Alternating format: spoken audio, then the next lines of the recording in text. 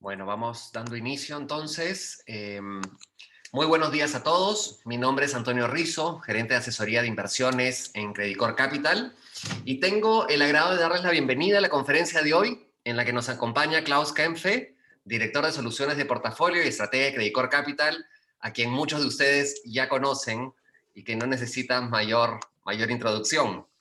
El día de hoy, Klaus nos estará comentando sobre el desempeño reciente de los mercados internacionales, las perspectivas que vemos para las distintas clases de activo y las oportunidades de inversión que vemos más interesantes en esta coyuntura.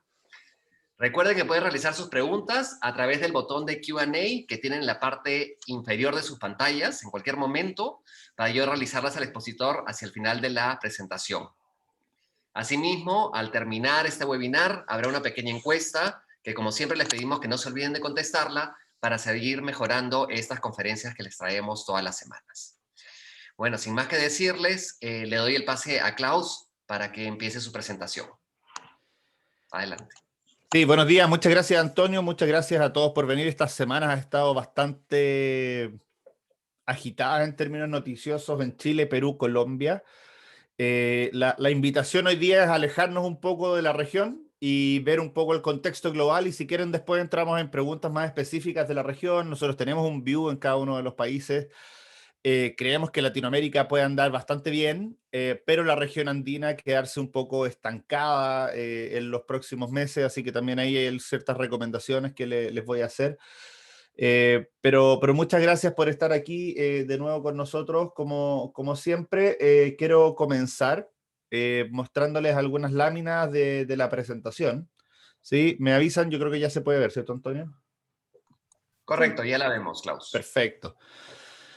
Esta presentación, como todos los meses, está basado en el reporte mensual de mercado que sacamos como equipo de Portfolio Solutions, así que también están invitados a, si quieren, profundizar un poco más sobre algún tema con sus asesores de inversión, con sus banqueros, solicitarles el reporte y pueden entrar más en detalle. Acá nosotros les sacamos un poco las palabras para que de alguna forma la presentación sea más limpia, pero tiene un texto que puede acompañar cada una de las láminas si quieren profundizar alguno de los temas adicionalmente. Lo primero es ver un poco qué ha pasado. Yo siempre me gusta partir estas presentaciones entendiendo dónde estamos. Entender dónde estamos implica mirar sobre todo este año a la fecha, ¿cierto? Pero quiero recordarles un poco qué es lo que pasó en los años previos.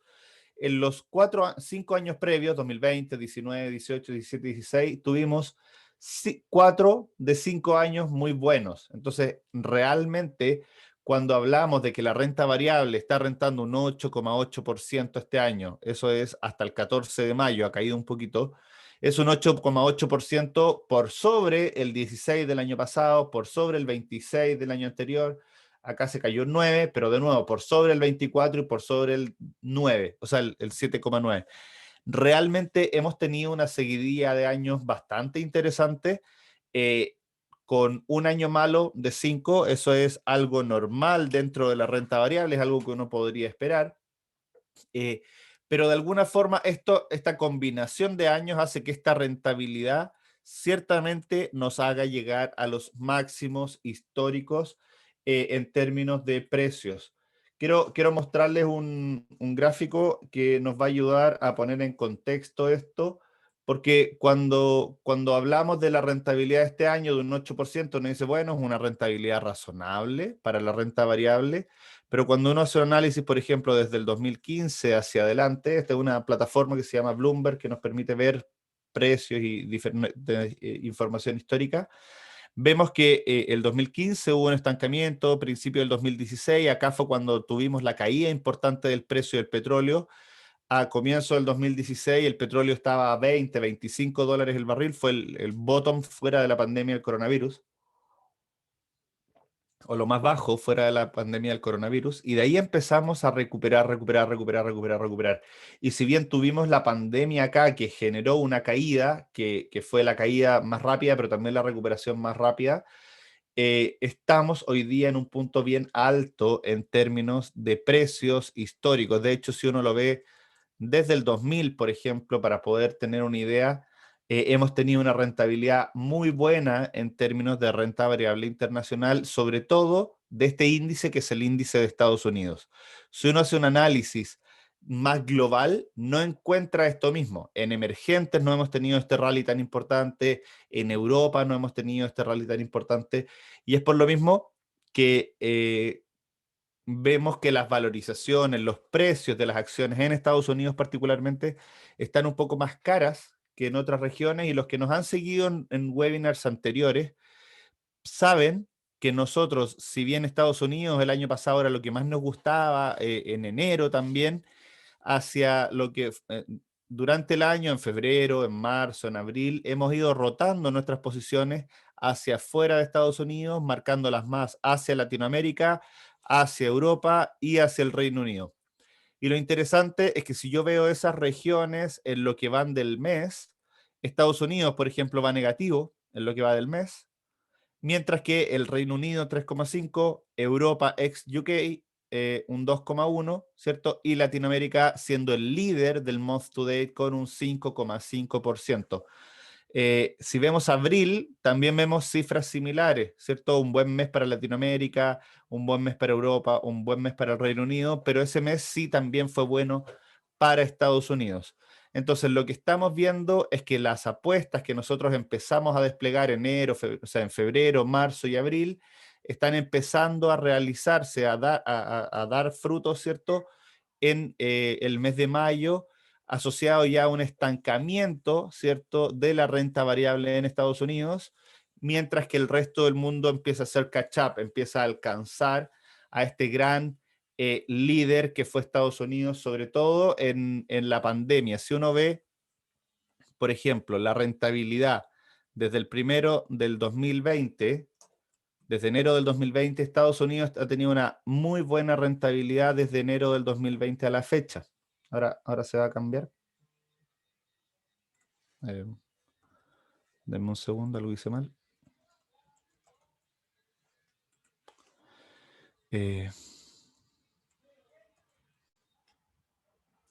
Si ven, partimos enero acá, partimos en Estados Unidos acá, después tenemos una caída, pero después una recuperación muy rápida. Y si uno hace una comparación rápida de lo que ha sido esto versus Europa, por ejemplo, acá voy a poner un ETF de Europa para hacerlo más fácil, y países emergentes, lo que tenemos es que Estados Unidos ha sido el líder de los últimos 5 años, pero al mismo tiempo, si yo le pongo la rentabilidad desde el principio del 2020 a la fecha, también Estados Unidos ha ganado, ¿cierto? Ha dejado atrás al resto de las regiones, pero como podemos ver, si avanzamos hasta noviembre del 2020, podemos ver que Estados Unidos ya no es el que lidera, sino que es Europa el que lidera, y vemos a Latinoamérica en el último mes que también ha estado generando una muy buena rentabilidad. Entonces, en realidad lo que creemos que va a pasar es que Estados Unidos va a perder el liderazgo de la rentabilidad en los próximos 6 meses. Eso no quita que probablemente de aquí a fin de año la renta variable de americana también tenga rentabilidades positivas. Nosotros estamos positivos en la renta variable americana, pero más positivos aún en Europa, en el Reino Unido y en Latinoamérica en particular. Por el lado de la renta fija, los que nos acompañan desde el año pasado, yo desde noviembre del año pasado, yo les decía, o sea, la renta fija es como el activo más seguro que uno tiene en el portafolio, y lo único seguro a fin del año pasado es que el 2021 íbamos a perder plata con la renta fija. Entonces, nosotros en los portafolios, ¿cierto? Nos fuimos muy subponderados en los bonos del tesoro, tenemos una subponderación importante en los fondos Visión, en los fondos Visión Global, disminuimos muy fuerte esto para obtener una mejor rentabilidad que el comparador, ya que el benchmark. Si nosotros no hubiéramos hecho nada, habríamos caído este 3,6%. En realidad, nosotros llevamos a la fecha algo como un 1% de rentabilidad por sobre el benchmark. Así que ha sido una buena apuesta salirse de los activos más seguros y dentro de la renta fija mantenerse en los activos que han sido un poco más, que son un poco más riesgosos desde el punto de vista de la capacidad de pago de las compañías, pero que no se relacionan tanto con la subida de tasas. Hay que entender que normalmente la renta fija en una recuperación económica tiende a perder, no a ganar, ¿ya? mientras que la renta variable tiende a ganar en una recuperación económica. Por otro lado, tenemos los commodities que se han estado moviendo de manera muy interesante. El oro, de la misma forma en que los bonos del tesoro han caído, ha caído el oro porque el mercado no está buscando ese refugio que buscaba el año pasado, no lo necesitaba. Y se están favoreciendo activos más relacionados con el ciclo económico, con metales industriales o energía. El petróleo ha sido el que más ha subido, con una subida de en torno a un 32-35%, ¿cierto? Mientras que el cobre también ha tenido una rentabilidad muy, muy buena, de casi 32%, después de un año de 26% en el cobre. Entonces tenemos un año encadenado de 26% en el cobre y ahora un año de 32%. Eso ha hecho que el cobre alcance máximos históricos, mientras que el petróleo lo que ha hecho más que nada es recuperar la caída del año anterior y estamos viendo petróleos a niveles de 65, que son los rangos que nosotros encontramos normales. Desde el punto de vista del petróleo, nosotros creemos que el petróleo va a andar bien, pero no superar los niveles de $75 el barril en el WTI, por ejemplo. Y si lo hace, lo va a hacer de manera momentánea y probablemente después volver. Ya vimos que el petróleo estaba alcanzando buenos niveles estos últimos días y Rusia salió a hablar y a decir, bueno, a lo mejor vamos a aumentar un poco más la producción y eso controla nuevamente el precio del petróleo. Desde el punto de vista de los commodities en general y sobre todo del cobre y del hierro, lo que hemos visto es que China, con su recuperación tan rápida, lo ha empujado hacia arriba, pero China no es tonta y tiene una capacidad de compra. Acá no es como un monopolio del cobre, ¿cierto? Porque hay varios que producen cobre, pero sí hay algo que uno podría llamar como un monopsonio del cobre, en donde hay un principal comprador que puede de alguna forma manejar un poco el precio y creemos que China no va a permitir que el precio del cobre siga subiendo a esta velocidad. Así que descartamos por ahora que el precio del cobre alcance niveles de 5 o niveles muy por sobre 4,8 dólares la libra. Creemos que niveles entre 4,5 y 4,7 son niveles que todavía a China le parecen razonables.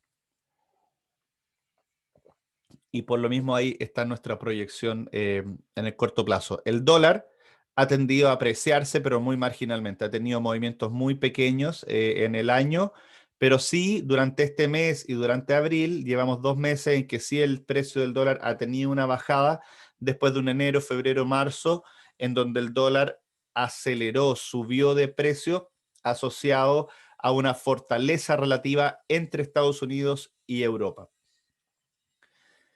¿Qué es lo que esperamos en términos de crecimiento? Esperamos probablemente el mejor año en muchas décadas. El mundo, nosotros creemos que va a crecer del orden de 6,2%. Eso es un crecimiento similar al doble del crecimiento de un año normal. O sea, si el mundo el año pasado hubiera crecido 0 y este año crecemos 6,2, probablemente estaríamos ok, habríamos recuperado todos los no crecidos. El tema es que el año pasado no crecimos 0, crecimos menos 3,4% y por eso nuestra expectativa es que el mundo, si bien acelera el 2021, acelera el 2022, a final del 2022 aún así se queda por debajo del crecimiento potencial esperado. Acá la última columna es el crecimiento real del 2020, 2021 y 2022 y le restamos, o sea, real proyectado, ¿cierto? Y le restamos el crecimiento potencial para el mundo, para cada una de las regiones en ese mismo periodo, para tener una idea, un sabor de cuánto nos perdimos realmente de la tendencia que llevábamos. Estados Unidos destaca en esa medida, y no sé si se dan cuenta, acá este número es positivo, y esto es bien increíble. Con coronavirus, Estados Unidos va a terminar en nuestras proyecciones 2,6% por encima de lo que habría tenido sin coronavirus. Eso significa que Estados Unidos está creciendo más rápido este año y el próximo y compensa la caída del año pasado y más que compensa la caída del año pasado y queda por encima del potencial. En la única otra región que está similar a eso es China, que con la caída moderada que tuvo el año pasado y una aceleración muy rápida de este año y el próximo ya volviendo a lo normal, termina el 2022 muy similar a que si no hubiera habido pandemia. En realidad Estados Unidos y China, que son los grandes motores del consumo del mundo, están acelerando, están creciendo y van a terminar igual o por encima de no haber tenido pandemia. El resto del mundo sí estamos un poco más complicados, ¿cierto? La eurozona, Japón y países emergentes no han logrado recuperar todo eso. India en particular es el país más golpeado y India creemos que va a terminar con un PIB 15% más bajo que lo que habría sido. Hay que recordar que India era de los países que venía con una velocidad de crecimiento y con unas expectativas de crecimiento para el 2020 muy altas. Se esperaba que India creciera por sobre el 5 o 6% durante el 2020 y terminó cayendo un 7%. Entonces, recuperar eso no se recupera solamente con un 10 del año 2021, necesitaría mucho más, pero India está viviendo una segunda oleada de coronavirus o una tercera, ya uno pierde la cuenta, de coronavirus importante y es por eso que le está costando recuperar. Acá, Latinoamérica, estos no son los números oficiales de Credit Corp, son los números, ¿cierto?, de nuestro equipo de inversiones y de alguna forma lo que estamos viendo es que de nuestros países, Chile, Perú, Colombia, Chile es el que queda un poco mejor parado con un crecimiento proyectado hacia final del 2022 de solamente un menos 6,2%, mientras que Perú y Colombia eh, quedan casi un 10% bajo el crecimiento potencial que habrían tenido. La verdad, nosotros creemos que hoy día el sesgo de la región andina de estos crecimientos es a la baja, sobre todo para el 2022, asociado a todo el ruido político que se está dando en cada uno de los países. Todos estos ruidos políticos no necesariamente son malos desde el punto de vista político. Uno no sabe necesariamente el output. Todavía no sabemos qué es lo que va a pasar realmente, si va a ser un escenario positivo o si va a ser un escenario negativo, pero lo que sí sabemos es que toda esta incertidumbre posterga los planes de inversión de las compañías, hace que los inversionistas digan, bueno, puedo esperar 6 meses antes de embarcarme en este gran proyecto porque no sé exactamente cuáles son las reglas del juego para los próximos 4 años o los próximos 5 años. Eso es algo que está pasando en Chile, Perú, Colombia, cada uno con dinámicas, con matices diferentes, pero todos con una nota en común que es la incertidumbre y probablemente esa incertidumbre genere una demora en la decisión de los proyectos para el 2022 y eso haga que la inversión en el 2022 sea más lenta o mucho más lenta que lo que esperábamos antes. Entonces, por eso yo les digo que hay un sesgo a la baja acá, mientras que en Brasil y México tenemos un sesgo al alza, pensando en que la vacunación en Brasil se está dando bien, las noticias políticas que está dando Brasil están mejorando en el tono, ¿cierto? Hablando de privatización de Petrobras, de algunas cosas que son necesarias para que el fisco se mantenga bien, y México muy montado al ciclo económico de Estados Unidos, ¿ya? Cuando yo hablo de PIB son números de muy largo plazo, o sea, este es como el promedio de todo el año, pero en realidad en inversiones uno lo que hace es tratar de ir siguiendo el momentum de corto plazo, las noticias de corto plazo, y no solamente quién lo está haciendo bien, sino quién está acelerando. Este es un indicador que es una encuesta que se le hace a los gerentes de compra y si está por sobre 50 significa expansión, bajo 50 contracción, y de alguna forma vemos que Estados Unidos es el líder en términos de esta encuesta. Los empresarios americanos se sienten con una economía muy sólida, están viendo compras, están comprando más, está su economía, o sea, su negocio se está dinamizando. Pero como pueden ver aquí, esta dinamización de la economía parte en octubre y en noviembre. Nosotros en noviembre, justo el lunes previo a las elecciones, aumentamos nuestras posiciones en renta variable, aumentamos en los sectores más cíclicos de Estados Unidos y eso nos ha ayudado a tener un performance mejor en los fondos visión global, por ejemplo, importante.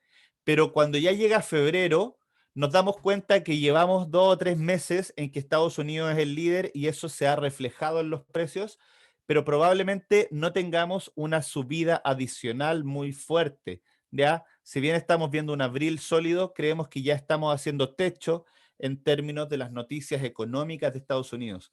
No significa que Estados Unidos no sea el líder en el crecimiento, sino que Estados Unidos va a dejar de ser el líder en las sorpresas.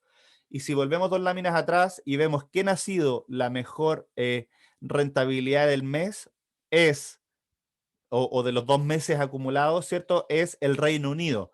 En 3 meses, el Reino Unido rentó 8,8%, que es lo mejor que hemos visto en el mundo. ¿Y por qué se da eso? Se da porque el Reino Unido ha sido el país que pasó de enero de tener un 41, que es negativo, que significa contracción, en donde estaba incorporado todas las noticias negativas del Brexit que se estaba ejecutando en ese momento, las noticias negativas de la nueva cepa del coronavirus, ¿cierto? Que estaba dominando, prevaleciendo frente a las otras cepas en Inglaterra y que además era más contagiosa. Entonces, en enero tuvieron que hacer algunas cuarentenas adicionales, pero nosotros dijimos, ok, Inglaterra está haciendo bien el trabajo de contener el coronavirus. Tiene una nueva cepa, obviamente eso le va a golpear de corto plazo, pero cuando empezamos a ver en febrero una vacunación más rápida, en enero una vacunación más rápida en Inglaterra, dijimos, bueno, es momento de empezar a migrar desde Estados Unidos, que ha sido el líder, que va a seguir siendo el líder, pero que ya no le queda mucha más velocidad adicional,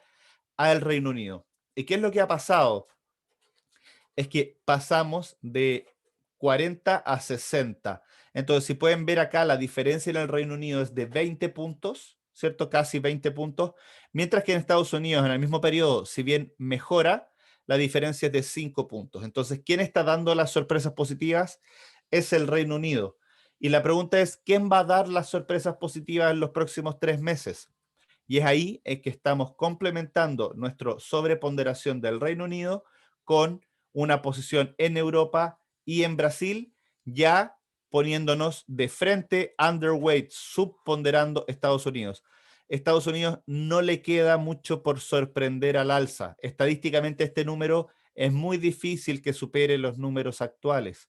Y por lo mismo las sorpresas económicas que tengamos del lado de Estados Unidos van a ser neutrales o negativas, mientras que en los próximos 3 o 4 meses vamos a empezar a ver cómo la vacunación toma velocidad de crucero en Europa, ya tiene velocidad de crucero en Brasil y eso va a empezar a gatillar sorpresas positivas de la economía preparándose para la reapertura y vamos a ver cómo la eurozona probablemente reacelera y alcanza niveles más cercanos a 55, a lo mejor 56.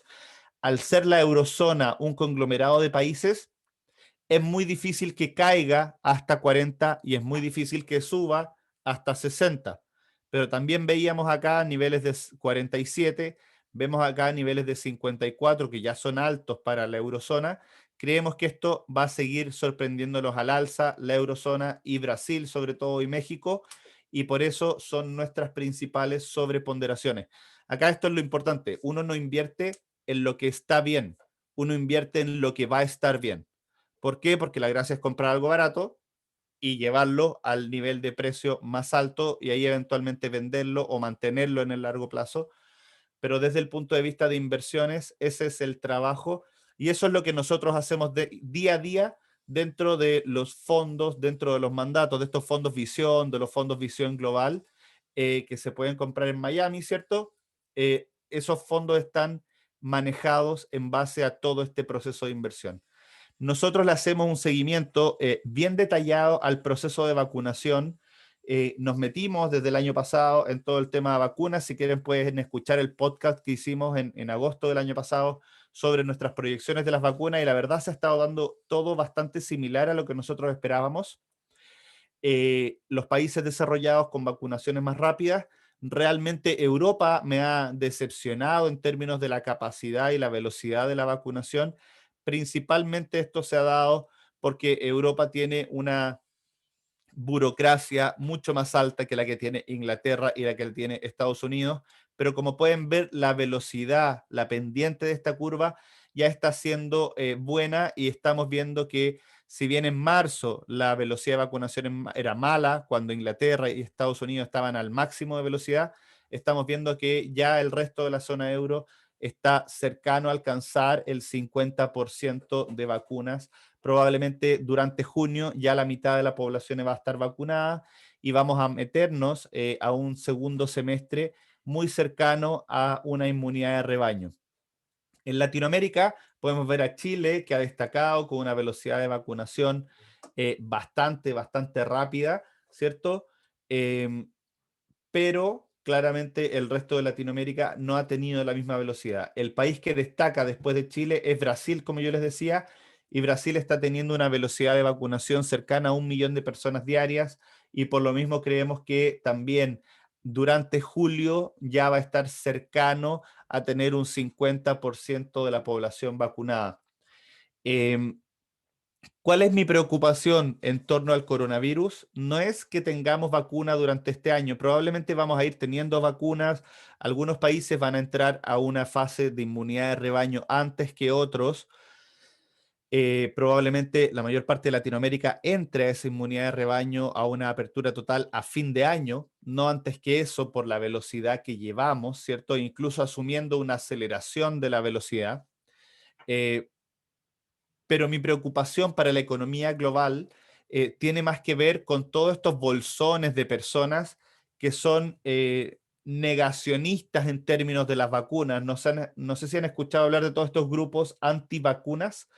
Esos grupos existían previo al coronavirus, pero hoy día, con el coronavirus, estamos viendo un recrudecimiento, una importancia mayor. Ya previo al coronavirus, ¿cierto? En Estados Unidos habían discusiones en California, en Miami, en diferentes estados, ¿cierto? Sobre la posibilidad de enviar, por ejemplo, a niños al jardín infantil, a la guardería, ¿cierto? Si es que no estaban vacunados, porque estaban habiendo rebrotes de enfermedades que se habían erradicado hace 20, 30 años. Entonces, lo que estamos viendo es que hay un bolsón de gente, hay un 20, un 30% de la sociedad americana que eventualmente podría no querer vacunarse. Y eso generaría que la inmunidad de rebaño que queremos alcanzar pronto no se dé. Entonces, hay una necesidad política y creo que Estados Unidos lo ha tomado así y ha estado haciendo llamados importantes a vacunarse. De hecho, hay un gobernador de un estado que está ofreciendo 5 premios de $1 millón entre las personas que se vacunen en los próximos 5 meses. Entonces, realmente ellos están viendo esa importancia de la vacunación, pero la sociedad civil americana es bastante lejana al gobierno y no necesariamente son crédulos de lo que el orden establecido dice. En Europa las encuestas también apuntaban a niveles similares, entonces vamos a ver un techo en torno a los 70-80% de vacunación y nos encantaría poder llegar al 100 porque eso realmente permitiría reaperturas completas. Entonces esa es realmente nuestra preocupación. Posibles nuevas cepas, sí, son relevantes y son relevantes sobre todo en los lugares sin vacunación, porque la vacuna ha mostrado ser efectiva para las nuevas cepas, pero hemos visto algunas regiones que han tenido contagios masivos del coronavirus inicial y que las nuevas cepas han vuelto a contagiar a todas las personas por una segunda vez. Entonces, el haber tenido coronavirus no es sinónimo de tener una vacuna, no es exactamente lo mismo, genera cierta protección, sí, los casos asintomáticos aumentan cuando las personas ya tuvieron una primer contagio, pero las mutaciones podrían agravarlo y por eso es importante la vacuna. Es súper importante la vacuna a pesar de haber tenido coronavirus. Eh, Más allá del coronavirus, ¿cierto? Hemos visto que la economía ha ido recuperando, pero las bolsas internacionales han tenido una reactivación muy fuerte. O sea, cuando yo les muestro la gráfica de estos índices, ¿cierto? Sobre todo considerando todo desde el inicio de la pandemia, desde enero del 2020, perdón. Lo que podemos ver de alguna forma es que todas las grandes bolsas del mundo, tanto de Estados Unidos como Europa, como países emergentes en general, tienen precios más altos que los que tenían antes del coronavirus. Eso ha sido bueno, ¿cierto? En términos financieros. En términos financieros los portafolios no han perdido. La gran pregunta es por qué las bolsas han andado tan bien cuando la economía todavía no ha andado tan bien. Bueno, en parte, ¿cierto? en parte porque las bolsas se adelantan a lo que viene de la economía y ya vimos que el 2021 vamos a tener una muy buena crecimiento económico, pero también porque los estímulos monetarios de los diferentes países han sido muy potentes. El tamaño de la hoja de balance, el tamaño de la hoja de balance significa como la otra cara de la moneda de la inyección de dinero a la economía. Entonces, ¿qué es lo que estamos diciendo acá? Que Estados Unidos inyectó dinero a la economía por casi un 18-17% del PIB. Eso significa tomar un trimestre completo de PIB y agregárselo a la economía. Es así de simple. Y eso tiene efectos multiplicadores, ¿cierto? En Japón un 30% más, en Europa un 30% más, en Inglaterra también casi un 20% más. Entonces, lo que podemos ver en esta línea color salmón o color melón, ¿cierto? Es una aceleración muy rápida de la cantidad de dinero que está poniendo los diferentes bancos centrales en la economía, y lo que vemos es que eso ha hecho reaccionar a las bolsas al alza. Entonces, como nosotros proyectamos que todavía haya algo de crecimiento en términos de la hoja de balance, creemos que las bolsas todavía tienen espacio para subir, pero ya en el comunicado de la Fed de ayer, algunos de los miembros de la Fed están hablando de que en las próximas reuniones posiblemente se discuta una pausa en esto estímulo adicional que se está dando eh, mes a mes. Otra variable que es importante, a lo mejor están siendo temas un poco aislados, pero es importante tocar todos estos temas, tiene que ver con el empleo. Los que han estado con nosotros los últimos años, ¿cierto? En estos webinars, saben que la cicatriz más importante que nosotros veíamos en la economía era el desempleo, y el esfuerzo principal que tenían que hacer los gobiernos era disminuir el tiempo que las personas estuvieran desempleadas, porque ya hemos visto en la crisis anterior que cuando el tiempo pasa, cuando una persona está un año desempleada, un año y medio, 2 años desempleados, empiezan a perder ciertos skills, ciertas habilidades, y se les dificulta volver al mercado laboral. Entonces era muy importante acortar el plazo del desempleo, entendiendo que este desempleo se iba a dar sí o sí porque se cerró la economía, no porque eran personas que no estuvieran siendo capaces. Entonces lo que vimos fue un aumento del desempleo de niveles de 3% hasta niveles de 15% muy rápido al cabo de un mes y medio, ¿cierto? Pero también hemos visto una recuperación del empleo bastante rápida, y ya a la fecha estamos más cercanos al 6% del desempleo que al 15% del desempleo.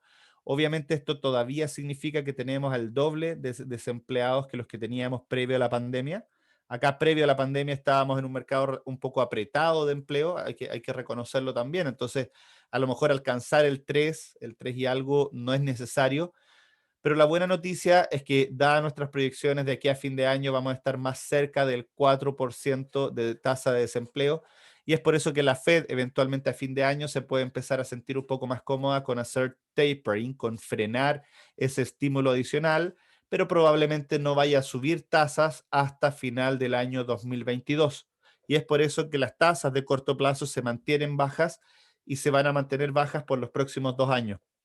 No sé si alguno de ustedes tiene algún fondo de money market o algún fondo de caja en dólares que no renta nada. O sea, eso no renta nada porque la Fed mantiene las tasas bajas para poder estimular la economía, y probablemente eso se dé en los próximos 2 años. Y por lo mismo nosotros ya estamos recomendando que portafolios que están muy cargados a caja, muy cargados a dólares, ponerlos a trabajar en renta fija y un poquito en renta variable, o si les acomoda más, en algún fondo diversificado como el Visión Global 1, por ejemplo, que tiene un poco de renta variable, pero tiene una parte importante de renta fija y que está bien balanceado en términos de rentabilidad. El tema más tocado por los economistas en el mundo hoy día, yo sé que las noticias en Chile, Perú y Colombia están marcadas por temas políticos internos, pero desde el punto de vista global, la gran incertidumbre de los economistas tiene que ver con la inflación. ¿Por qué? Porque estamos viendo que hay una inflación que va a saltar, que va a ir muy alto durante este año, producto de que el año pasado los precios cayeron muy fuerte. Entonces, como los precios cayeron fuerte durante el año 2020, cuando yo comparo el precio actual del petróleo con el precio del año pasado del petróleo, vamos a ver claramente una subida de casi el 100%. Eso hace que la inflación vaya a subir y vaya a superar el 2% de inflación, que es la meta, ¿cierto? Probablemente llegue más cercano a un 3%. Y la pregunta hacia adelante es, ¿esa inflación que por base de comparación va a subir en los próximos 3 meses a niveles más cercanos al 3%, superando la meta de inflación de Estados Unidos? Si esa tasa va, si esa inflación va a converger de nuevo al 2% o se va a mantener en el tiempo.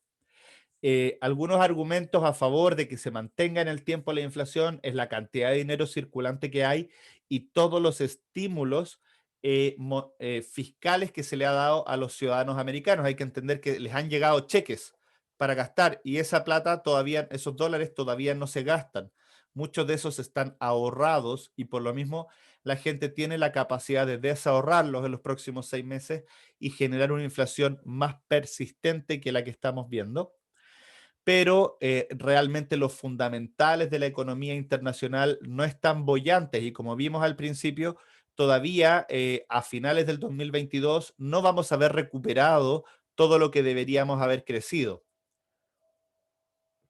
Eso genera de alguna forma ciertos holguras de capacidad que le llaman los economistas, ciertas capacidades ociosas que tienen que llenarse antes de generar inflación real. Y es por lo mismo que nosotros creemos que la inflación debería durante el primer semestre del 2022 converger de vuelta al 2% y hacer que la Fed se quede tranquila. Pero este salto obviamente genera ciertos impactos. El salto de inflación, como yo les decía, está asociado al petróleo, pero también está asociado a una debilidad que nosotros estamos esperando ver del dólar en los próximos meses. El dólar hoy día está a un nivel similar a lo que estaba a comienzo de año, pero está más abajo que lo que estuvo en plena pandemia. Hay que ver los precios, por ejemplo, importados en Estados Unidos en plena pandemia cayeron y ahora están subiendo, obviamente no a la velocidad que el petróleo, pero sí están generando también más inflación. Y es por eso que qué es lo que pase con el dólar es relevante. Nosotros estamos viendo hoy día lo que se llaman déficit gemelos en Estados Unidos. Un déficit gemelo significa un gobierno que se está endeudando cada vez más, que está generando un déficit fiscal, pero al mismo tiempo una cuenta corriente deficitaria. Eso quiere decir que Estados Unidos se está endeudando contra el resto del mundo, ¿ya? Esos déficits gemelos normalmente están asociados a una depreciación de la moneda y nosotros creemos que el dólar puede depreciarse en los próximos meses, cerrando el año en niveles más cercanos a lo mejor a 88 y por eso podría tener un espacio de depreciación de un 2%.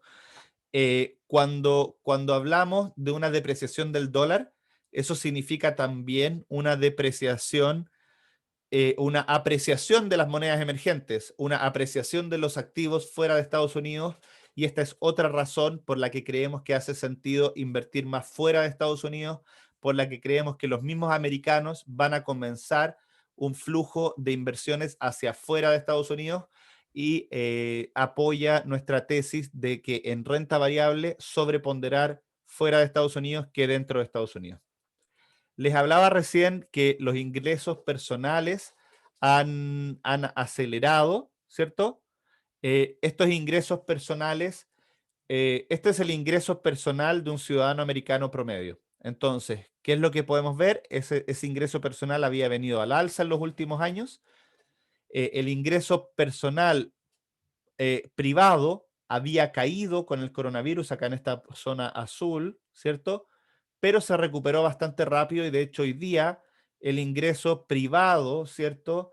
Eh, de las personas es un poco más alto que lo que tuvimos al cierre del 2019. La zona gris más clara marca de alguna forma este ingreso privado adicional le suma las transferencias del gobierno. Y lo que estamos viendo de estas transferencias del gobierno es que aumentan el ingreso. Entonces, los cheques que dio Trump el año pasado, más que compensaron la caída de ingresos de los americanos el año pasado. Si lo hubieran compensado, esta línea habría seguido plana. Más que compensaron los ingresos, con los cheques de Biden están aún más arriba. Entonces, realmente todas las transferencias han sido muy importantes para que el ciudadano americano haya tenido más ingresos que si no hubiera habido pandemia. Esto es un poco contradictorio, pero es la realidad. Voy a avanzar un poco más rápido. Esto es la seguidilla, ¿cierto?, de planes que se han ido dando para apoyar al ciudadano americano, a la economía americana. Como les digo, pueden entrar más en detalle con la presentación. Em, quería pasar rápidamente a resumir un poco la parte de economía. En términos de petróleo, vemos que el precio del petróleo se va a mantener en el tiempo y que en la medida que haya más demanda de petróleo, de hecho ya la demanda de petróleo hoy día es muy similar a la previa a la pandemia, están cercanos a 95 millones de barriles diarios. Estuvieron cercanos a los 70 millones de barriles diarios en algún momento el año pasado, entonces hoy día estamos más cerca de la producción completa, pero la capacidad de producción de petróleo del mundo está por sobre los 100 millones de barriles diarios y por lo mismo no vemos un precio al alza. El cobre, por su parte, ha tenido un cambio porque el año pasado se dejó de producir cierto cobre, cierto, con paralizaciones de minas, y lo que estamos viendo es una reactivación rápida de la economía que necesitaba de ese cobre que se hubiera producido el año pasado, que no se produjo, y este año no podemos acelerar la producción de cobre porque la oferta es completamente inelástica. No se puede aumentar la producción de cobre de un día para otro y por eso los precios han tendido a subir. Nosotros creemos que estos precios se pueden mantener por un año, 2 años, pero deberían converger a niveles más bajos en el mediano plazo. Como resumen de la parte económica, tenemos una economía que acelera, que está con un crecimiento muy rápido, sobre todo por estos dos grandes motores que tenemos, que son Estados Unidos y China. El consumo americano y el consumidor chino están creciendo muy rápido, con buenos ingresos, con una economía boyante, eh, pero las sorpresas de la economía probablemente vayan a venir de Europa, de Inglaterra y de Latinoamérica en los próximos meses. Eh, el coronavirus nos preocupa, ¿cierto? Pero nos preocupa más que la gente no se quiera vacunar versus la capacidad de vacunación o las nuevas cepas. O sea, en la medida que la gente se quiera vacunar y se vacune, probablemente el año 2022 va a ser un año que todavía estemos hablando del coronavirus. Eventualmente necesitemos un refuerzo de la vacuna durante el año 2022, una dosis más, por ejemplo, asociada a posibles nuevas cepas, pero lo más probable es que no tengamos una paralización, una nueva paralización del mundo como se dio durante el 2020 o como se ha dado durante algunos meses del 2021 en algunos lugares, producto de esta vacunación, pero para tener una reapertura completa, obviamente necesitamos esa vacunación, ojalá por sobre el 90%. Cuando uno toma todo este escenario económico y trata de hacer inversiones, lo primero que nosotros hacemos es ver cómo han dado un ratio que nosotros le llamamos acciones a bonos o stock to bond, que en el fondo te dice cuánto ha sido la rentabilidad de la renta variable por sobre la renta fija. Vimos acá una caída muy marcada durante la crisis del año pasado. Obviamente era un momento importante para comprar, ¿cierto? Todo el año pasado haber comprado acciones en cualquier momento del año pasado habría sido muy bueno, ¿cierto? Hasta ahora, pero ya hemos tenido una aceleración muy rápida. Entonces, si bien en el mediano plazo todavía seguimos creyendo que hace sentido tener más renta variable que renta fija, en los portafolios tácticamente, por un periodo corto, hemos vendido acciones para poder protegernos de algunas caídas potenciales que se pudieran dar, ¿ya?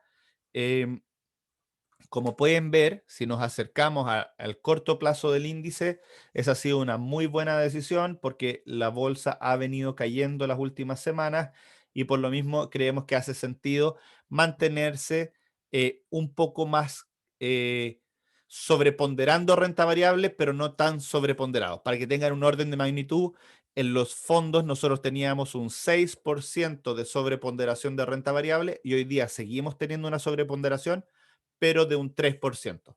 Si nosotros estuviéramos preocupados por el mediano plazo, estaríamos negativos renta variable. Lo que decimos, estamos positivos, pero un poco menos positivos porque ya gran parte de la rentabilidad se ha venido dando. Cuando uno analiza las rentabilidades de las diferentes regiones, podemos ver lugares muy disímiles, muy disímiles. Y de hecho, en el year to date, en el año a la fecha, ¿cierto? Latinoamérica ha estado muy golpeado. Brasil sigue golpeado en el año a la fecha. Estos retornos están en dólares. Perú, Colombia y Chile todavía aguanta un poco esa rentabilidad, pero incluyendo la rentabilidad de este mes, ya Chile también ha pasado a terreno negativo en el año. ¿Se merecen tener toda esta negatividad? Probablemente en el mediano plazo no, pero en el corto plazo todavía pueden seguir habiendo dinámicas negativas que generen correcciones adicionales.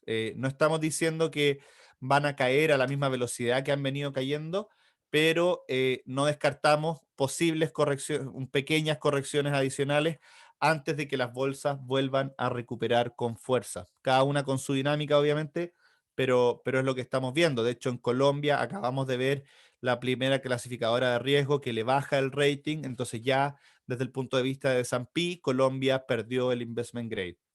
¿Sí? Las otras dos clasificadoras todavía no, pero dependiendo de cómo se vea en el mundo, esto también es un primer golpe. Para ver las rentabilidades del mes de abril y también de mayo, vemos a Brasil aquí bastante bien. Entonces es lo que yo les decía. O sea, nosotros venimos con una recomendación importante en Brasil hace 2 meses y ha estado pagando. ¿Por qué? Porque el mercado se ha empezado a dar cuenta que la vacunación es algo que se ha estado dando sostenidamente y que vamos a tener un segundo semestre de Brasil bastante sólido. Taiwán, asociado al crecimiento del mundo, a las aperturas en Estados Unidos, también han dado bastante bien y asociado a al aumento de precios de chips, o sea, hay escasez de producción de ciertos chips y Taiwán tiene una parte importante de esa producción de semiconductores en el mundo.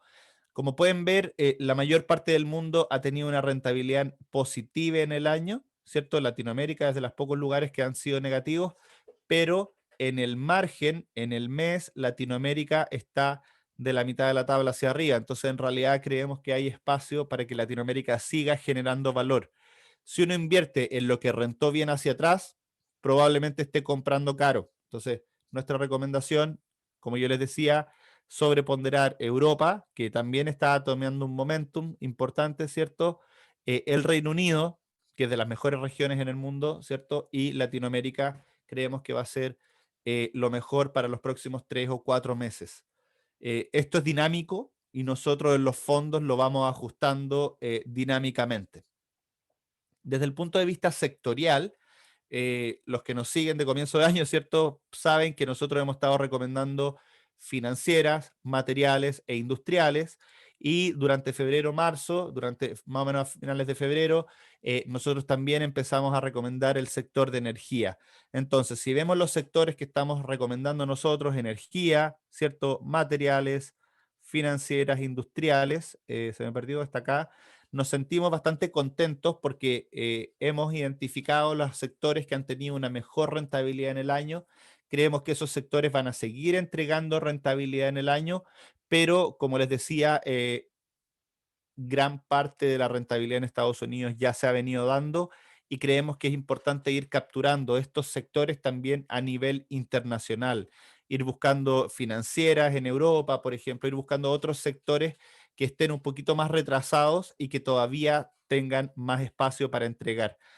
El año pasado fue el año de tecnología y si recuerdan, el que no tenía tecnología el año pasado no recuperó tan rápido, pero nosotros desde noviembre del año pasado venimos conversando con ustedes diferentes cosas.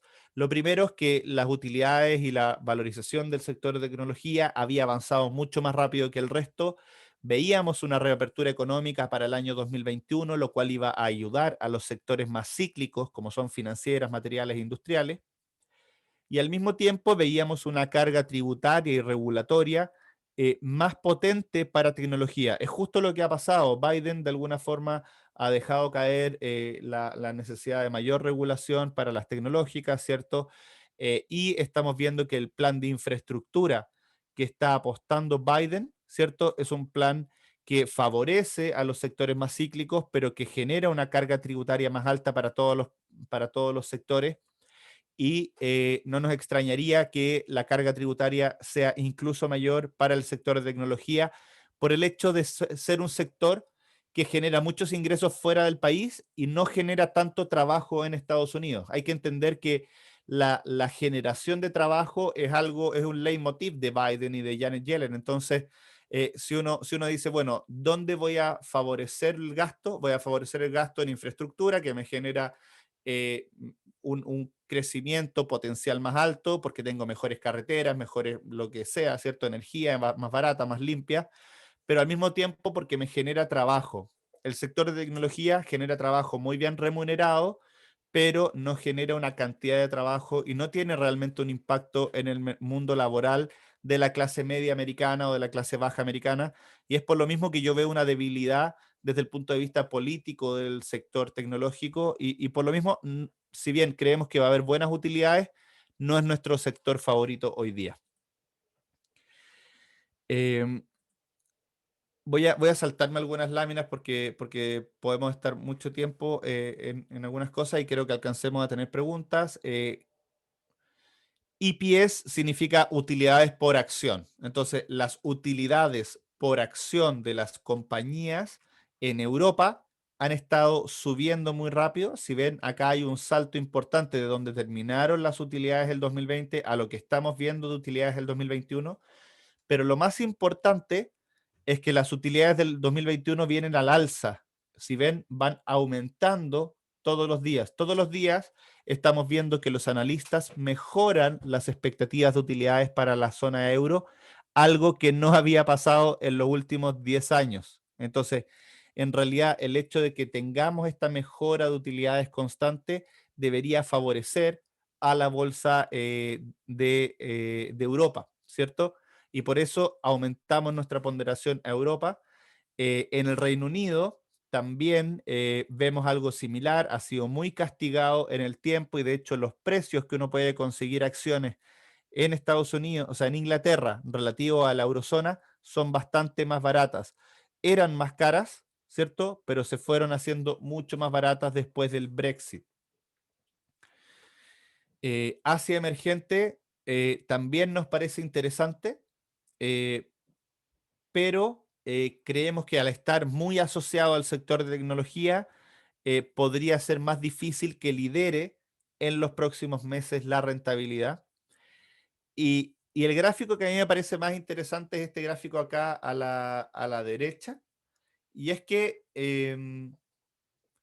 cuando uno empieza a buscar valor, cuando uno empieza a buscar qué puedo comprar más barato, el gráfico más básico que uno puede analizar es este, que es el precio-utilidad. ¿Cuánto estoy pagando por la cantidad de utilidades que me genera una compañía en ese país en promedio?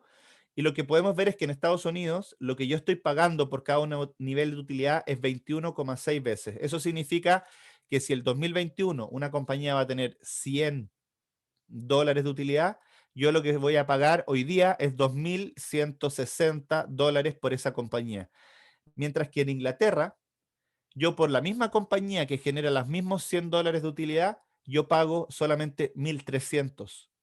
Obviamente, las compañías en Estados Unidos son diferentes a las compañías de Inglaterra y por lo mismo los rangos son diferentes, pero incluso si uno lo compara con el rango histórico de cada uno, acá yo puedo ver un espacio de valorización adicional que en Estados Unidos ya no puedo ver. En Latinoamérica ese espacio de valorización adicional es incluso mayor. ¿Y por qué se da un espacio de valorización adicional en Latinoamérica tan potente? Es principalmente porque el crecimiento de utilidades potenciales para Brasil es monstruoso. O sea, estamos viendo niveles de 100% de crecimiento de utilidades para algunas compañías en Brasil para el año 2021. Y acá un proxy, por ejemplo, un índice que nos podría ayudar a comparar o anticipar las utilidades de Brasil, las utilidades por acción de Brasil. En gris son las utilidades por acción de Brasil, en celeste los términos de intercambio. Los términos de intercambio es un índice de precios relativos de lo que yo vendo versus lo que yo compro. Por ejemplo, en Chile y en Perú, si sube el cobre, este índice de términos de intercambio sube. En Colombia, si sube el petróleo o sube el precio de sus exportaciones en general, sube los términos de intercambio. Lo que podemos ver acá es que los términos de intercambio de Brasil, el precio de sus exportaciones versus sus importaciones, está lo más alto que hemos tenido en los últimos 10 años y esas utilidades deberían tender a ir subiendo con la reapertura económica del segundo semestre y con términos de intercambios muy, muy positivos. Para que tengan una idea, en esta misma métrica de precio-utilidad, Vale, que es la compañía, una de las compañías más importantes de Brasil, esta compañía acerera de Brasil, eh, que exporta mucho hierro, ¿cierto? Es una de las principales exportadoras de hierro del mundo. Si uno hace este mismo análisis, dado el precio del hierro hoy día, si se mantiene el precio del hierro hoy día, el precio-utilidad de Vale está aquí en 2 veces precio-utilidad, entre 2 y 3 veces precio-utilidad. Está botada en el suelo. No está botada en el suelo porque no haya subido. Está botada en el suelo porque si se mantienen los precios de los commodities actuales, deberíamos ver unas utilidades que crezcan del orden de 2, 3 o hasta más veces para esas compañías que tienen muchos costos fijos y que la subida de precios se multiplica dentro de sus flujos. Por lo mismo, dentro de renta variable, como les decía, estamos sobreponderando Europa, Inglaterra y Latinoamérica y estamos subponderando obviamente Estados Unidos porque hay que dejar de invertir en algún lugar. En renta fija, lo que hemos tenido son rentabilidades malas, año a la fecha, acá en color salmón o color melón, ¿cierto? A la izquierda, pero los últimos meses ya se han estado estabilizando y sobre todo los índices más riesgosos, los índices asociados a Latinoamérica, ¿cierto? Han tenido una buena rentabilidad en lo que va del mes. En mediano plazo seguimos pensando que la renta variable va a tener una mejor rentabilidad que la renta fija porque las tasas de interés de la mayor parte de las clases de activos que yo puedo comprar están en o por debajo de la inflación esperada. La inflación esperada para este año es algo como 2,2, 2,3%. Y si pueden ver acá, investment grade americano, bonos del tesoro americano, todo lo que tiene que ver con investment grade o bonos del tesoro, tiene una tasa actual que no compensa siquiera la inflación. Y por lo mismo nos mantenemos subponderados los bonos del tesoro, ¿cierto? Subponderados los bonos investment grade. ¿Y dónde encontramos más valor? En esta zona, por ejemplo, bonos corporativos latinoamericanos tienen tasas cercanas al 5%, 4,7%. Entonces, si bien aquí yo puedo tener algo de defaults, hay un colchón de rentabilidad adicional muy importante y normalmente, esto es más relevante aún, normalmente cuando el mundo reacelera, cuando hay una aceleración del crecimiento internacional, cuando los commodities suben, la renta fija tradicional pierde valor, mientras que la renta fija un poquito más riesgosa, ¿cierto? Tiene un crecimiento muy bueno. Entonces, nuestra recomendación, de nuevo, mantener bonos corporativos latinoamericanos, bonos emergentes y bonos high yield de Estados Unidos que te dan niveles de yield, niveles de tasa más cercanas al 4% que al 2%. Eso nos genera algo de expectativas de rentabilidad positiva hacia adelante. Para resumir, nuestro posicionamiento, hoy día estamos sobreponderando la renta variable, pero con una sobreponderación un poco menor que lo que teníamos el mes pasado, ¿cierto? Acá en gris claro el posicionamiento del mes pasado, acá en gris oscuro o negro el posicionamiento actual. En renta fija nos mantenemos subponderados porque seguimos pensando que las tasas pueden seguir subiendo y lo que hicimos tácticamente en los fondos fue aumentar la caja. Esto es una movida táctica para poder volver a comprar renta variable. Entonces, ¿qué es lo que estamos haciendo? disminuimos renta variable para poder volver a comprar la renta variable 2, 3 o 4% más barato que el precio actual, pero eso no significa que no creamos que la renta variable va a tener un buen performance de mediano plazo. Obviamente para portafolios que no sean fondos mutuos, o sea, por ejemplo, si ustedes tienen un portafolio en Pershing, por ejemplo, lo tienen invertido en Estados Unidos y tienen ustedes mismos los ETFs, hacer estos movimientos les van a generar pagos de impuestos que a lo mejor son contingencias tributarias que no les gustaría tener hoy día, pero para nosotros los fondos, en donde todos estos movimientos están dentro del cascarón y no gatillan pago de impuestos, nosotros podemos simplemente movernos hacia más caja y después movernos hacia más renta variable internacional de vuelta, maximizando la rentabilidad de los próximos meses. Dentro de la renta fija, estamos sobreponderando los bonos corporativos emergentes, sobre todo los de Latinoamérica, como les mostraba recién, subponderando de manera importante los bonos del Tesoro, que creemos van a tener en los próximos 12 meses una rentabilidad también muy cercana a cero, muy cercana a la caja. Los bonos corporativos emergentes nosotros creemos que pueden estar con rentabilidades cercanas al 3%, y por lo mismo los sobreponderamos y creemos que hace sentido eh, más que tener la plata guardada en caja. O sea, si ustedes tienen dinero en caja y que piensan tenerlo en caja por los próximos 12 meses, bueno, a lo mejor piénsenlo, creo que un fondo de bonos corporativos latinoamericanos o un fondo diversificado internacional como puede ser el fondo Visión Global 1 o Visión Global 2 son mejores alternativas a tener la caja por los próximos 12 meses. Si ustedes obviamente se van a gastar esos recursos en los próximos 3 meses, la recomendación es mantenerlo en caja porque nadie puede hacer una predicción tan de corto plazo. Dentro de la renta variable, como les comentaba, estamos aumentando Europa, aumentando el Reino Unido, manteniendo arriba emergentes y subponderando Estados Unidos, porque de alguna forma algo tenemos que vender para sobreponderar esta parte más cíclica, pero dado que estamos sobreponderados en realidad en renta variable, la cantidad de acciones de Estados Unidos que tenemos es muy similar a la que habríamos tenido si no estuviéramos sobreponderando la renta variable. Así que si a Estados Unidos le va bien, a nosotros también nos va bien. Si a Europa le va bien, al Reino Unido le va bien, a países emergentes le va bien, que es lo que creemos que va a pasar, nos va a ir aún mejor. Quería dejar hasta aquí la presentación, Antonio. Solamente contarles un poco que detrás de toda esta presentación, a mí me toca hacer un poco el vocero, liderar este proyecto de Portfolio Solutions regional, pero tenemos un equipo bien compuesto en Chile, Perú, Colombia y Miami, que está disponible para ayudarlos en sus necesidades, sea a través eventualmente de un mandato o sea a través, como yo les contaba, de estos fondos Visión y Visión Global que plasman todas estas ideas todos los días en sus portafolios. Antonio. Excelente, Klaus, muchísimas gracias, muy interesante como siempre tu exposición. Pasamos ahora a la ronda de preguntas. Ya nos han llegado varias, bastante interesantes, y a los que quieran hacer alguna, por favor no se olviden que en la parte inferior de sus pantallas está el botón de preguntas y respuestas. Entonces, vamos empezando, Klaus, con algunas preguntas un poco más de estrategia de largo plazo.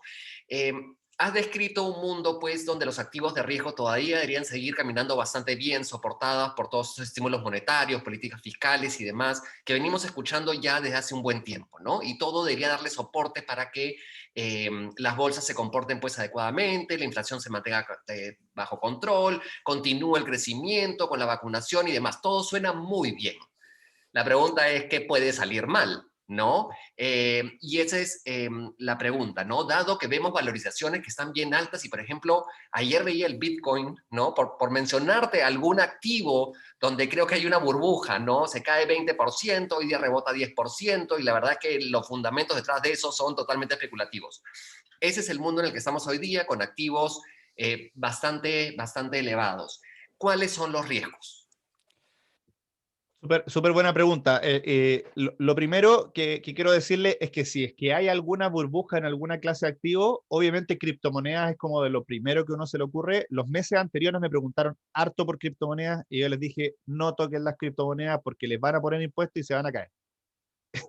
Yo no sé, no estaba seguro, pero pasó exactamente así. O sea, realmente el gran tema con las criptomonedas es que la criptomoneda, por su naturaleza de blockchain, y una de las grandes gracias del blockchain es que no son intervenibles y que nadie sabe quién tiene ese recurso. Entonces, eh, era medio evidente que en un contexto de mayor gasto fiscal, con mayores impuestos, alguien iba a querer ponerle impuesto a las ganancias de capital en criptomonedas, y eso elimina de alguna forma como el secreto de la criptomoneda, que era como una de las gracias de las criptomonedas. Entonces, obviamente se cae y se pierde un poco de velocidad ahí.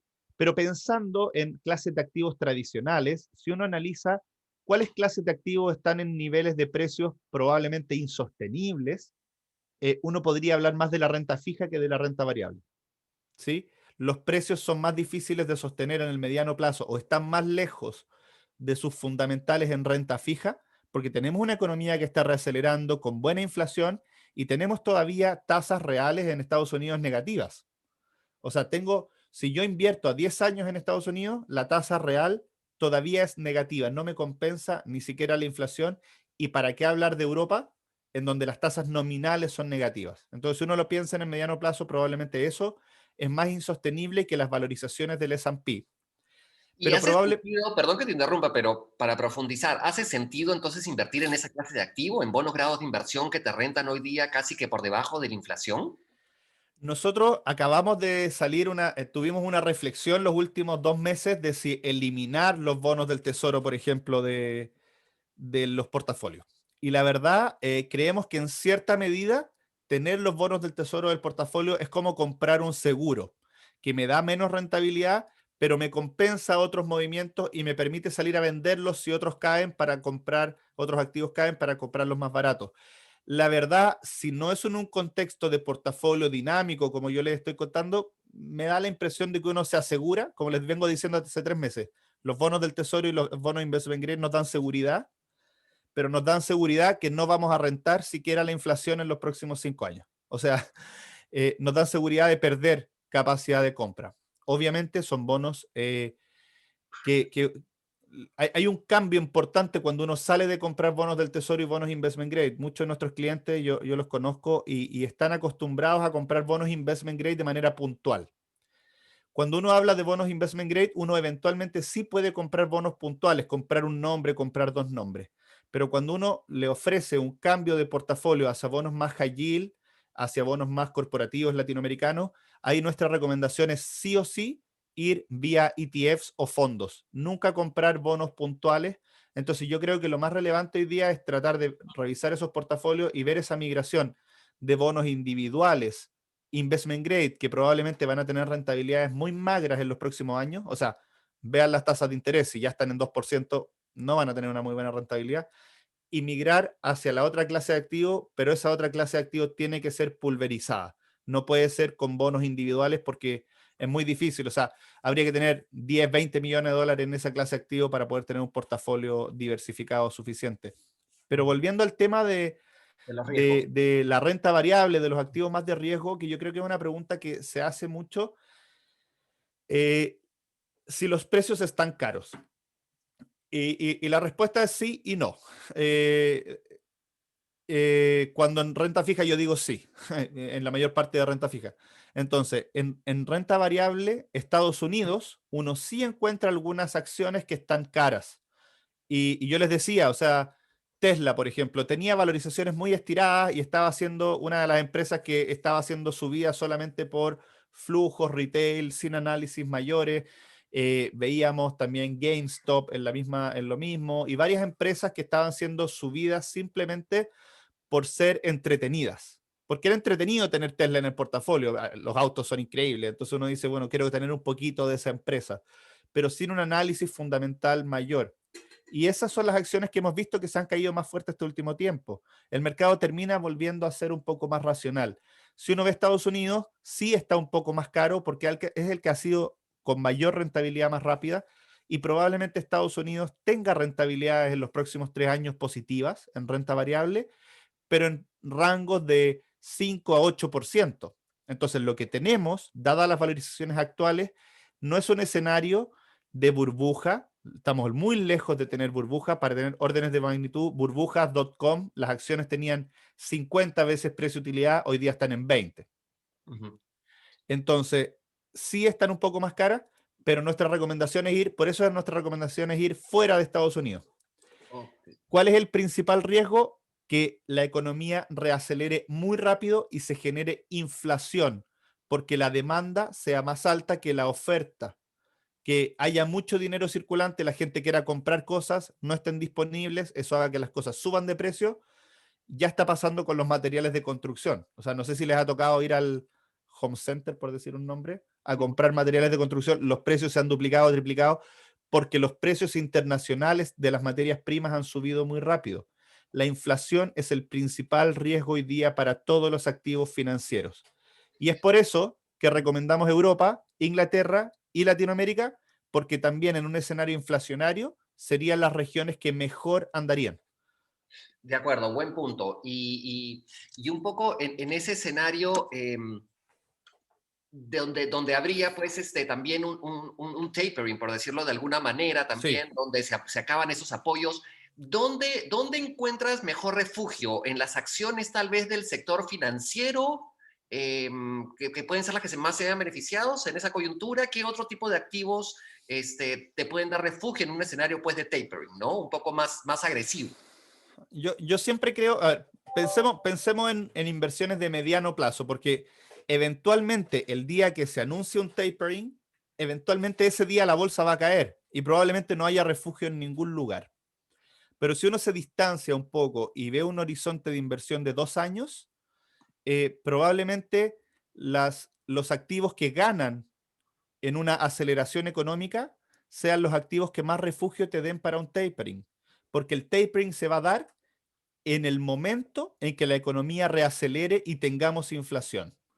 Entonces, no se va a dar en un contexto aislado, se va a dar al mismo tiempo que tengamos una reaceleración económica, commodities altos, una demanda fuerte en Estados Unidos, un desempleo bajo. Entonces, ¿cuáles son las compañías o los sectores que deberían ganar ahí?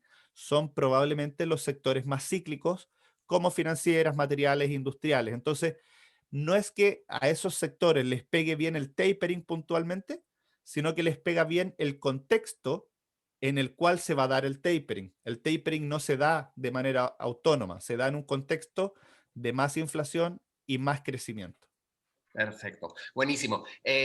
Vamos avanzando, que ya nos quedan pocos minutos y tengo Sí, muchas preguntas. buenísimo. En el caso de Latinoamérica, acá tengo varias preguntas relacionadas con Latinoamérica para aterrizar también acá en Me, la, me en la imaginé que iban a venir, si no, no está fácil. Sí, así es. Bueno, acá la gente, obviamente, los clientes preocupados con el tema de Latinoamérica, en todos los países tenemos pues tendencias izquierdistas que han salido de una u otra manera, salvo con Ecuador, donde ha habido una buena noticia recientemente, pero el resto vemos gobiernos pues más comunistas, dictatoriales y demás, ¿no? Em, Ahí te pedían pues un poco una reflexión y qué rol comienza a jugar entonces los activos latinoamericanos en un portafolio, porque vemos que ya no se puede tener como que activos latinoamericanos de largo plazo en un portafolio, sino que hay que jugar un tema más de corto plazo, ¿no? No sé si nos puedes comentar ahí cuál es tu percepción. Es súper buena pregunta y qué bueno que la hagan, porque yo creo que es lo que todos tenemos en la cabeza y es mejor aclararlo antes de quedarse con la duda.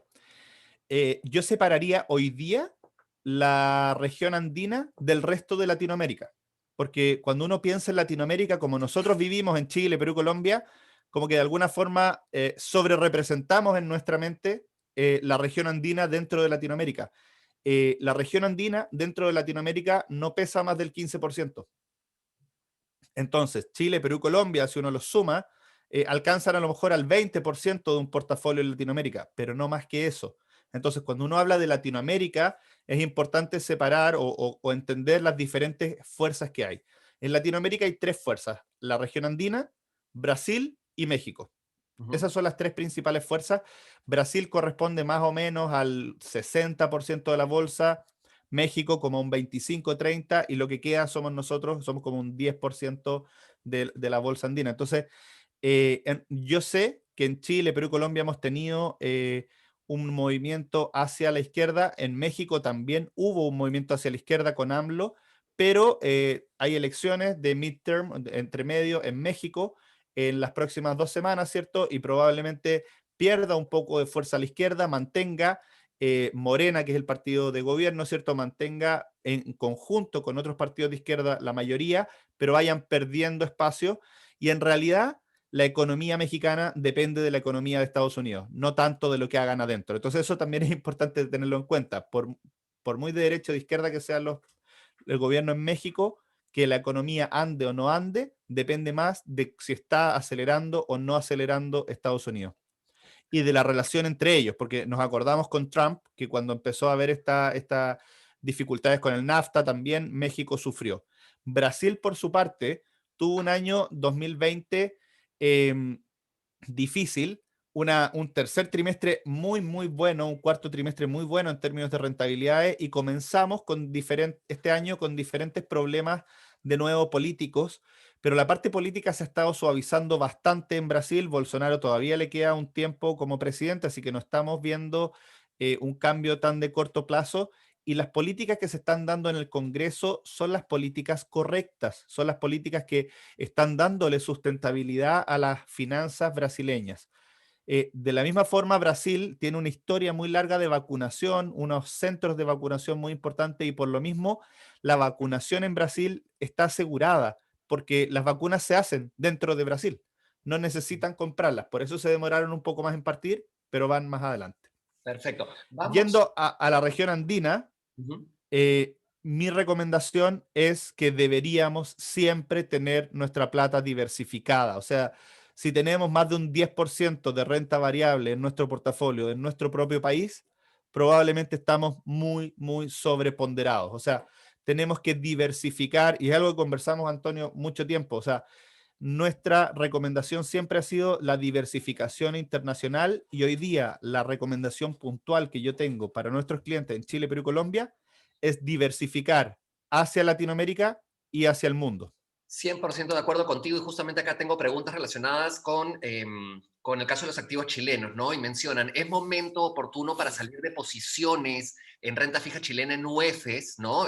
Los clientes en Chile generalmente les ha gustado mucho ese tipo de activo. ¿Sí? ¿Es un buen momento para salir y comprar activos internacionales, de deuda internacional? Y también, ¿cuál es nuestra perspectiva con respecto al tipo de cambio? ¿Es un buen momento Perfecto. para comprar dólares? ¿Y cuál es nuestra estimación? ¿Lo vemos en 700, 750? ¿Dónde lo vemos? Justo hoy día es una pregunta fácil. Normalmente el tipo de cambio es una pregunta difícil. Yo veo que, o sea, mi estimación el domingo en la noche, el post que puse en LinkedIn fue, vamos a abrir con 720 o más. Abrimos justo en 720, habiendo estado en 700 y el tipo de cambio se fue apreciando hasta 712. Mi estimación y toda la gente que encuentro inteligente con la que hablo apunta a niveles de 730, 740, o sea, es muy difícil que el tipo de cambio se mantenga donde está. En particular en Chile, el tipo de cambio está donde está porque las AFPs están vendiendo dólares para pagar los rescates del tercer retiro del 10%. Los clientes chilenos van a entender perfecto. Hay un tercer retiro del 10% en Chile que saca dinero de las AFPs. Ese dinero las AFPs lo traen desde afuera hacia Chile. Entonces compran pesos chilenos con dólares. El peso chileno se aprecia no por una razón fundamental, sino por una razón técnica de corto plazo. Nosotros creemos que sí es un buen momento para diversificar internacionalmente para los clientes en Chile y comprar dólares. Claro, y el tema del cobre, imagino que también tendrá un efecto sobre la moneda, ¿no? ¿Cómo ves el cobre también a futuro? Sí, a ver, el cobre nos ha ayudado, yo lo veo en el rango actual, o sea, no veo apreciaciones importantes adicionales desde el nivel actual, pero sí tampoco veo que vaya a caerse por debajo de $4. Entonces, vemos un apoyo del precio del cobre al peso chileno, por supuesto. Si no estuviéramos con incertidumbre política, en Chile probablemente el tipo de cambio estaría en 600 pesos, no en 700 o 750, pero hay que entender que esta incertidumbre política se va a mantener, los gastos en Chile con la nueva constitución se van a acelerar y, y uno podría empezar a pensar cómo se va a financiar ese déficit más adelante y probablemente se va a tener que financiar con más impuestos en Chile también. Nuestra recomendación hoy día para los clientes chilenos, si tienen renta fija, comprar dólares, internacionalizar y en renta variable hacerlo parceladamente porque obviamente la caída ha sido bastante fuerte, pero no necesariamente va a recuperarse en las próximas semanas. Perfecto. Y ahora damos el salto hacia Colombia, donde ayer tuvimos Vamos. una reducción en la calificación de riesgo por parte de S&P 500 y pasó de grado de inversión a grado especulativo. No sé si nos puedes comentar tu apreciación sobre las consecuencias que eso va a traer para Colombia y sobre todo para las empresas que requieren de financiamientos, ¿no? Perfecto. Colombia tiene tres clasificadoras de riesgo, ¿sí? Entonces, una de esas tres la pasó a perder el grado de inversión, la pasó a W más, ¿cierto? Entonces, dependiendo de los tipos de fondos, es si es obligación vender o no. Por ejemplo, en Credit Corp, nosotros, nuestra política de nuestro fondo de bonos corporativos latinoamericanos Investment Grade es que si hay una, nosotros tomamos la peor clasificación. Entonces, como tomamos la peor, para ser más conservadores, Colombia para nosotros ya dejó de ser investment grade. Pero para la mayor parte de los fondos que toman el promedio, si tú tienes tres y tienes dos que todavía son investment grade, no dejas de ser todavía grado de inversión. Realmente creo que S&P se apresuró, debería haberle dado más tiempo a Colombia para intentar pasar su reforma tributaria. Probablemente si no pasa la reforma tributaria en lo que queda del año, claramente va a perder el grado de inversión en las otras clasificadoras de riesgo y ahí sí tendría un impacto mayor en el resto de los activos. Hoy día los bonos colombianos, por ejemplo, partieron perdiendo 1%, que es un movimiento relevante, es un movimiento más fuerte que un día normal, ¿cierto? Pero no es un movimiento radical, o sea, pasar de 99 a 100 tampoco es terrible y eso da cuenta que el mercado ya tenía incorporado una posible pérdida o le llaman split rating, un rating mixto entre high yield e investment grade. Entonces ya gran parte de eso estaba en el precio, pero si no se da una reforma tributaria, aunque sea light, que es la reforma tributaria que se está tratando de pasar hoy día, más descafeinada, por decirlo así, igual podemos seguir viendo bajo presión los diferentes activos. De hecho, hoy día el Colcap está cayendo un 1,85%, es un efecto, es relevante. El petróleo también está cayendo un 0,5, así que hay parte que tiene que ver con la parte internacional, parte con la local. No es un evento catastrófico como vimos, o un evento tan fuerte como vimos en Chile el lunes, que la bolsa cayó 10% casi. Exacto. Bueno, son estos eventos justamente lo que nos hablan los que hablan por sí mismos, ¿no? De las bondades justamente de la diversificación en los portafolios y lo que nosotros siempre recomendamos a nuestros clientes para que puedan cuidar de su patrimonio. El O sea, tiempo no...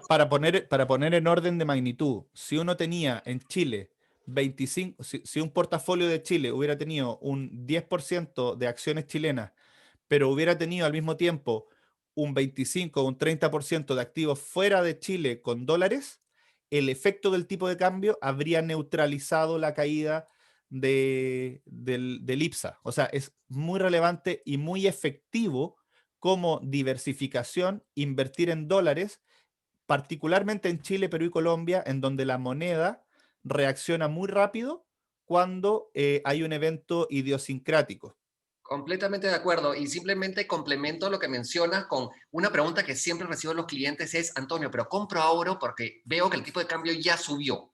Y mi recomendación es vayan por partes. Nunca vamos a agarrar el piso, así que lo mejor que podemos hacer es hacer un cronograma y comprar dólares de a pocos, en terceras partes. Esa va a ser mi recomendación finalmente. Sí, Eh, dicho eso, los niveles actuales del peso colombiano y del peso chileno nos parecen atractivos para comprar dólares pensando en los próximos 12 meses. O sea, creemos que eventualmente es difícil ver una apreciación mucho mayor en los dos países y no nos parecen malos niveles de compra, a pesar de que estoy de acuerdo contigo de que no es necesario comprarlo todo de una vez. El precio actual es un buen precio para comprar. Ujú. Perfecto, buenísimo. La última pregunta es muy breve y yo la puedo responder inclusive. ¿Cuáles son los montos mínimos para que los clientes accedan a los fondos Visión Global en la plataforma de Estados Unidos? Bueno, el mínimo es de $100,000 y luego de ese mínimo uno puede ir agregando parciales de $10,000. Sí, ¿Correcto? como les decía, hemos tenido varias consultas de diferentes clientes para internalizar los portafolios. Preparamos especialmente para ustedes esta gama de productos que se llaman Visión Global 1, Visión Global 2, Visión Global 3, para todos los que nos siguen en estos webinars, lo que hacemos en esos fondos es exactamente lo que yo estoy conversando hoy día. O sea, este webinar es de alguna forma nuestra exposición de todas las discusiones que tenemos semana a semana para mantener en el mejor portafolio, con un buen perfil de riesgo-retorno, hacia adelante esos fondos. Así que los que nos conocen ya conocen los fondos. O sea, por mucho que no los hayan comprado hasta ahora, ya saben que esa es la estrategia de inversión que nosotros estamos usando y que vamos a seguir usando hacia adelante. Así que muchas gracias de nuevo por su tiempo. No, gracias a ti, Klaus. Una vez más, interesantísima tu exposición del día de hoy. A nuestros clientes, muchas gracias por su asistencia. Espero haber contestado la mayoría de preguntas. Si hubiera quedado alguna pendiente, por favor, no duden en hacerla a través de sus asesores patrimoniales, quien podrán llegar hasta Klaus para responderla. Asimismo, los que desean una copia de la grabación de este webinar pueden solicitarla a su asesor patrimonial. Y finalmente, pedirles, como siempre, que no se olviden de completar la encuesta que saldrá al terminar esta presentación. Muchas gracias a todos. Muchas gracias, Klaus, y que tengan todos un muy buen día. Súper, que esté muy bien. Muchas gracias.